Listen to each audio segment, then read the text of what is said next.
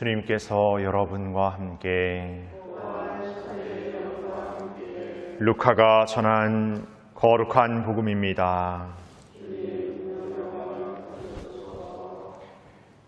그때 제자들 가운데 누가 가장 큰 사람이냐 하는 문제로 그들 사이에 논쟁이 일어났다. 예수님께서는 그들 마음속에 생각을 아시고 어린이 하나를 데려다가 곁에 세우신 다음 그들에게 이르셨다. 누구든지 이 어린이를 내 이름으로 받아들이면 나를 받아들이는 것이다. 그리고 나를 받아들이는 사람은 나를 보내신 분을 받아들이는 것이다.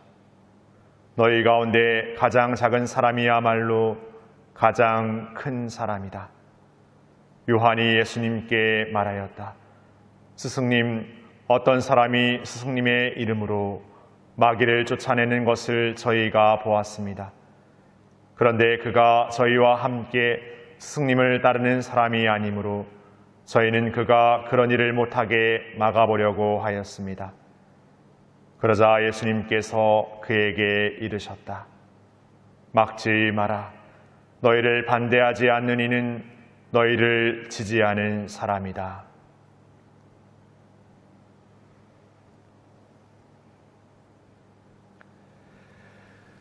주님의 말씀입니다. 그리스도님 존귀합니다.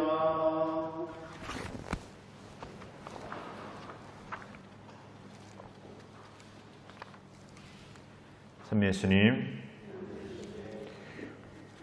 오늘 제1독서 욥기를 묵상하면서 우리가 가진 모든 소유의 모든 것을 이렇게 잃어버린다라는 거, 어떻게 보면 생각만 해도 끔찍할 일입니다. 상상조차 해도 싫을 일인 것이죠. 그러나 모든 것 아니라 하더라도 우리의 삶에서 내가 소중하게 여기고 있는 것들을 잃어버리는 일을 이렇게 겪게 됩니다. 사람일 수도 있고 어떤 직업이나 지위나 재화의 것들일 수 있습니다. 우리는 그 잃어버림 안에서 허망함과 이렇게 인생의 무상함까지도 이렇게 느끼게 됩니다. 그런데 오늘 제1독서에 등장하는 욥이라는 인물은 하느님께서 사탄과의 어떤 겨루기 안에서 그 상실, 자신의 모든 것을 잃어버리는 체험을, 그 힘겨움을 겪게 되지만 우리 욥은 오늘 이렇게 고백합니다. 알몸으로 어머니 배에서 나온 이 몸, 알몸으로 그리 돌아가리라. 주님께서 주셨다가 주님께서 가져가시니 주님의 이름은 찬미 받으소서. 허망하고 고통스럽고 받아들일 수 없는 그 아픔 앞에서 오히려 욥은 감사, 안도의 감사와 또 자신을 통해 이뤄낸 하느님의 섭리에 대한 그 감사의 마음을 이렇게 드리고 있습니다. 어떻게 이렇게 욥은 이럴 수 있을까라는 의구심과 궁금증이 증폭되기 시작합니다. 욥은 심성적으로 강건했고 욥은 뭔가 태어날 때부터 남달랐던 그런 인물이었을까? 그런 인물의 소유자였고 그런 높은 마음으로 신심을 가졌기에 우리보다 더 훨씬 더 이런 초월적인 마음의 여유까지 생기는 것일까? 라는 생각을 해보게 됩니다. 그러나 오히려 욥은 반대로 자신의 삶에서 인간적인 나약함과 부족함을 발견하면서도 하나님을 끊임없이 만나고 그분께 순종하고 순명하면서 늘 새로운 관계, 새로운 만남 안에서 자신의 삶을 인간적인 삶의 방식이 아닌 하느님의 방식으로 늘 새롭게 고쳐오고 다져온 인고의 결과가 오늘 욥의 삶의 태도이면서 욥의 모습이라고 할 수 있을 것 같습니다.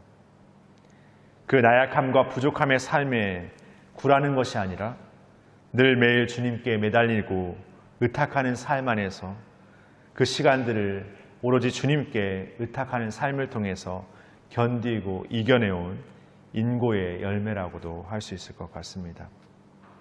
그러기에 우리는 우리의 삶에서 어떤 어려움과 힘겨움의 삶 앞에서 포기하고 절망해버리는 것이 아니라 늘 새롭게 주님을 만나고 희망하면서 새롭게 용기와 은총을 청하면서 우리의 삶의 여정 안에서 우리가 소유한 모든 것들이 하느님께서 우리에게 주셨다가 또 우리가 언젠가는 또 내려놓아야 할 것임을 분명히 기억해야 할 것입니다.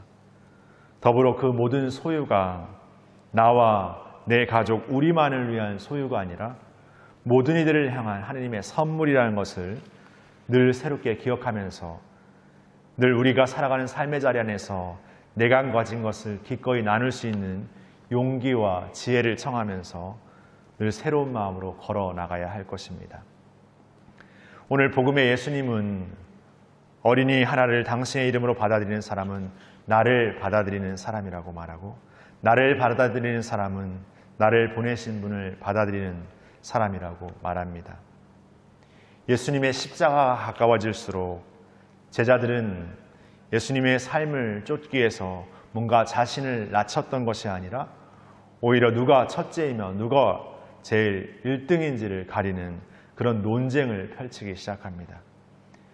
그런 그들에게 예수님은 어린이를 받아들인 사람, 가장 약한 사람을 받아들이는 사람, 가장 도움이 필요한 사람을 나의 것으로 하는 사람, 그 사람이야말로 가장 큰 사람이라고 말하고 있습니다.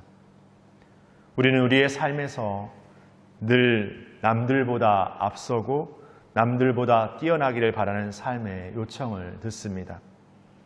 그러나 그 삶은 다른 사람은 잊어버린 채 오직 나만, 우리만 살아남고 거기에는 오롯한 행복의 자리가 있을 수 없습니다.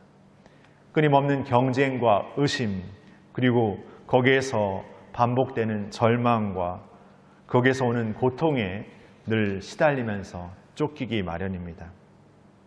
오늘 복음 한우상의 노래처럼 우리는 다시금 하나님의 뜻을 쫓는 그분의 자녀의 모습으로서 섬기는 삶, 그리고 우리 자신을 기꺼이 희생하며 살아가는 삶을 다시 새롭게 인내 안에서 매일매일 새롭게 배워가야 할 것입니다.